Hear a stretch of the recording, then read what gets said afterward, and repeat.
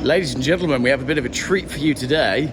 We are at the Proton Centre of Excellence. That's VIP. Not VIPs, but we have been basically invited here to check out the excellence of Proton. And I've worn a shirt just for the occasion. This is quite exciting. So here we are then at the front of the Proton showroom. You can see we've got some cars down the bottom there, and at the back here we have the very first Proton from 1985. So I'll walk around this way and show you. It's pretty cool. I think there's a gentleman behind me who's filming some sort of documentary about either Proton or Geoff buys cars, but apparently the two are now intertwined, which is pretty funny. So this is the 1985 Proton Saga, which later became known as the Saga Iswara. So that's pretty cool to see. But there you go, that is a little bit of the history of Proton just here. And as we walk down towards the sort of heritage fleet down there, we'll go take a look down there. So here we are, so this is the fleet. So this says North Pole 1998 then. Do you know what that's for then? This one, they've not started. Oh, okay, fine. 2022 April. 16 Malaysians skydived together with the Proton Wira North Pole, 3,000 metres above the polar ice cap at a temperature of -41, descending into the northernmost point of the Earth. The team and the car landed on the ice and promptly started the engine at 25 below zero, proving that Proton's engineering can withstand such extreme conditions with no issues. Yeah, that boys. So they parachuted the car into the North Pole and then started the engine when it landed. That's really cool. That's ace. I like the branding on it as well. That's very cool. Right, moving along the line, we have...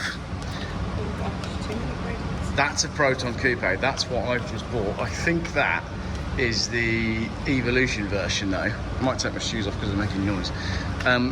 But this is essentially me getting my first look at a Proton Putra.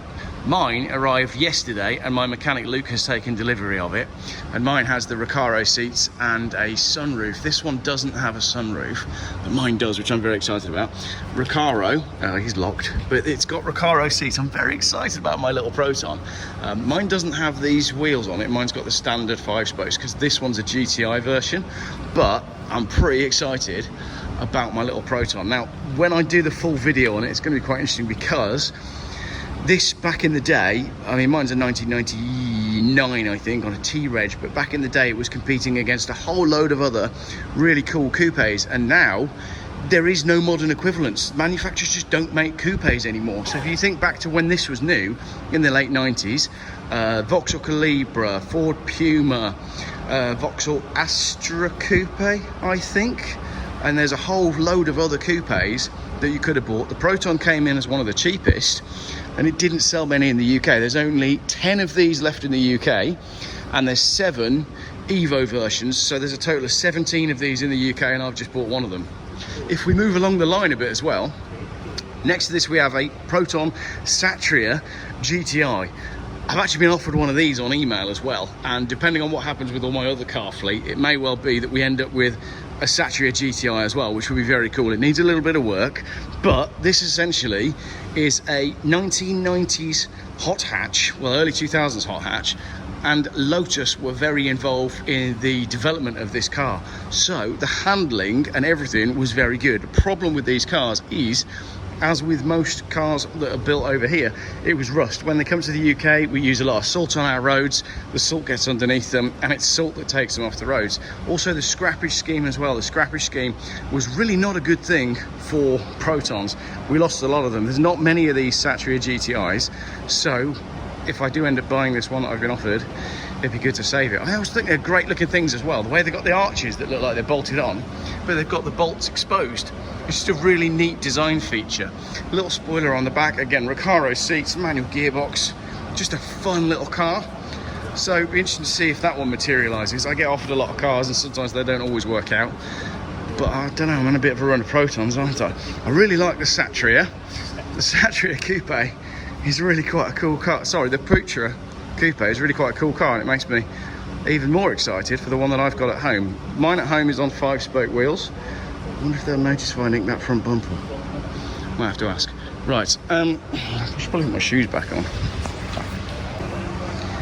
So there we go, and the first hot hatch produced by a Malaysian car company Satria GTI is developed together with English sports car maker Lotus, now sadly owned by China, and they make electric cars under the Geely brand. Launched in '98 with the 1.8 litre 138 horsepower engine. Fastest Proton car of its time, Satria GTI has become an icon for all Malaysian performance car fans. I think the Putra, my coupe, has got almost the same engine as that. It's a 1.8 litre, but we shall have to see. It's got to have a cam belt done before we do anything with it, but we'll be road tripping in the coupe later in the year. Then you've got the Proton Waja, which was a later model Proton. I am less clued up on these later model Protons, because that's when things start to develop for Proton into the 2000s. But I love the Wira, love the Putra, and absolutely love the Satria GTI. And then you go, they're a little bit newer. But also the other thing to mention here is we didn't get many of these cars in the UK because things had started to change on the way cars were imported. You've also got this, which I think is a really lovely looking car. We never got these in the UK, and I've only been seeing these in Malaysia. This is the Proton Perdana. Proton's meteoric rise in the eyes of Malaysians was epitomised by its D-segment sedan, the Proton Perdana, designed for the discerning luxury buyer who wanted to fly the national flag. The Perdana was also the first Proton to offer ABS and cruise control. A symbol of Malaysian luxury, the car became the official vehicle for high-ranking government officials, including the Prime Minister. And I think this is a great looking car. You've got shades of Lexus in there, perhaps shades of Toyota. And if we go around to the front, I think it's got an Alfa Romeo inspired front badge. These are the ones that I've been seeing out and about. Look at that. Very Alfa Romeo. Very, I don't know, tell me what you're getting when you look at that. Honda, maybe? Definitely Toyota. And a little bit of Lexus. So yeah, there you go. Proton Perdana, the luxury car that we never got. Look at that, full leather inside it and everything. Pretty cool, isn't it? With a big bolted steering wheel. Right, then you've got the Satria Neo. The concept car was designed to evoke the notion of the pure design among drivers to translate their dreams into reality. Adorned by a hand-painted exterior with body graphics on unique pearl white paint, a hand-painted interior with soft-touch paint, Satria Neo Desire, complemented by 18-inch alloys with Falcon 215/40 tyres. The car was made for the eyes and to be enjoyed on the open road. That looks wicked. Don't you think that looks cool? That's like something you play with on one of your games, isn't it? That's a great looking car. Massive wheels, white interior. That is very cool indeed. Wow. It's locked as well. Huge spoiler on the back. And then we move into the newer shape Persona. Now we did get some of these in the UK, but again, not a huge amount. And then you've got the early Saga, which was basically the follow-on from the one that I had, and then the hire car that we had recently was a Saga as well. You see, they sorted out the roofline. It's a bit ugly on this roofline, but they sorted out the roofline on the later model, but loads of space in there. And this is the 3 millionth Saga, I think, built in 2008. And then moving along, I mean, that could be Hyundai. It's got shades of Mercedes in there and a little bit of BMW as well. That is the Privé. Made to showcase Proton's C-segment saloon scope for customization in 2012. The Sapphire sported a matte gunmetal finish, dark tan leather interior, two-tone 5-spoke 18-inch alloys, Yokohama tyres, sportily designed front bumpers, a befitting of the gem it was named after, so it's called the Privé Sapphire. So there you go, another Proton that I didn't know about. That's pretty cool to see. And that puts us at the end of our run of cars down here, but you probably know we're definitely more interested in the car park. Look, you got a whole load of stuff out there. Some dead ones. And there's some dead ones at the back there, aren't there? So maybe we have to go and have a little scope around. I can see a jumbuck pickup as well. But yeah, no, it's really funny that I've actually bought a car online, had it delivered to my house, and I'm seeing it for the first time in the actual Proton showroom in Malaysia. I find that quite exciting. Cool. So if you look at the local and global network, they actually have this. Well, that's actually a little bit off Coventry. Coventry will be more like there. But they have a global design centre in Coventry and one in California. Global design and research in Coventry in the UK. So there you go. Interesting. These two are the ones found in our latest models. Yeah. The one on your left is the hybrid engine. Oh, okay. Hybrid. More hybrid actually. Not Yeah. the full hybrid. And this one is found in most of our more powerful flagship SUVs. Yeah. Yeah. So this one is running a 7-door clutch DCT, Yeah. and it's a 3-cylinder 1.5.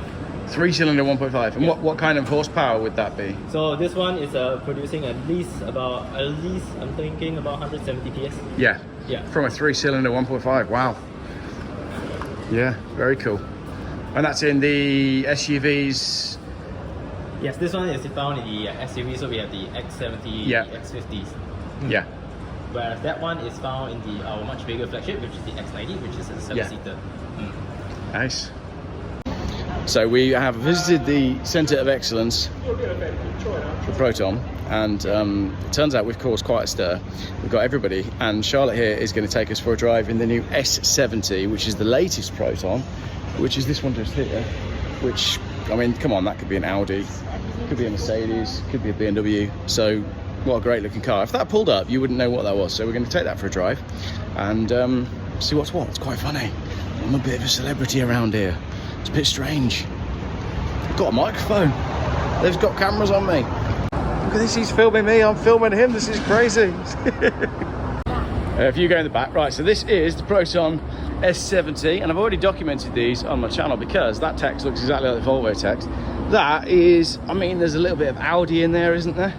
There's definitely a little bit of, yeah, it's like the Audi A3. It's not the Sportback, is it? The little coupe one. But this is the brand new Proton, high spec car with a sunroof. Good looking thing. There's a bit of Vauxhall going on in the front there. A little bit of Insignia maybe.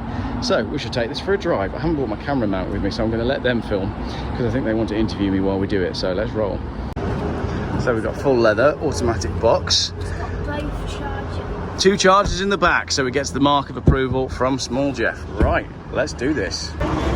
Doesn't look brand new. I think it's a great looking car. I think it looks like the little Audi A3. So we've just done our drive along. Now we're going to head back to the cafe and find Mrs. Geoff, because small Geoff isn't feeling too well today. So they've been hiding in the cafe, but also it only had 5 seats. So they were interviewing me the whole time we were driving along. And then the final question came up about EVs. And I was true to form. And I said what needed to be said. Because it's got to be said, hasn't it? So what did I say about EVs? They're poop and Yeah. they don't work properly. They're poop and they don't work properly. I didn't quite use those words. No. I said I think we should focus on small, affordable, clean cars that last longer instead of giant EVs that we have to build in China and then ship halfway across the world on dirty oil-burning ships. So yeah, Geoff buys cars. Will always be Geoff buys cars.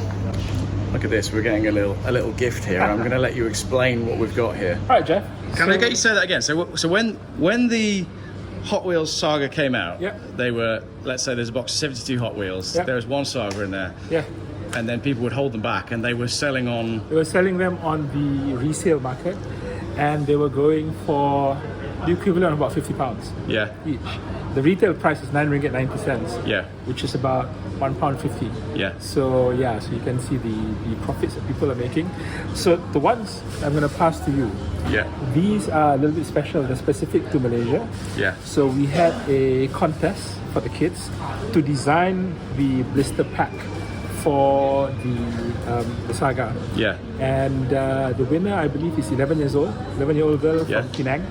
And this artwork is, you can only get it in the Malaysian market. Wow. Yeah, so there you go. That's a brilliant. collector's item. So normally I have a Hot Wheels collection because I love Hot Okay, Wheels. okay. And normally I open them and I put them in my cabinet. Yeah. But these two, they can stay in the box. Yeah, you might have to want to keep one in the box. Thank you very much indeed. I No appreciate worries.